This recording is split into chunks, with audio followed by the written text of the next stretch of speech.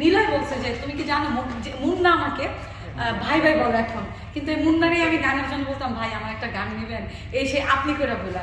তো মুন্না আমার কাছে একটা পাওনা। তো ফোনের বেলা না কি জানি তখন তোমার ভাই কিন্তু এত ইনকাম সোর্স ছিল না, তো টাকার ব্যাপারে মনে হয় কিছু ওইটা নাই বলি। তো বলতেছে নীলয় বলতেছিল যে মুন্নাকে কোনো একটা সময় আমি কিছু একটা গিফট দিব, আমি যখন প্রতিষ্ঠিত হবো বা আমার কিছু হবে বা আমার গানের জগতে মুন্না নিয়ে আসছে বা ভাইয়ার অবদান। আমি একটা মজার কথা শেয়ার করি, সেটা হচ্ছে গত ঈদের এর আগের ঈদে লাস্ট শুট যখন হচ্ছিল নীলয়ের কাছে বলছিলাম নীলয়ের অনেক প্যান্ট হয়ে গেছে, যে অনেক প্যান্ট নতুন কিনতে হবে, আমি পুরান যেগুলো আছে সেগুলো আমাকে দিয়ে দাও, আমার লাগতো। পরে সাথে ঠিক আছে নেক্সট শুটে দিব আর কি। এটা আমাকেও বলছে।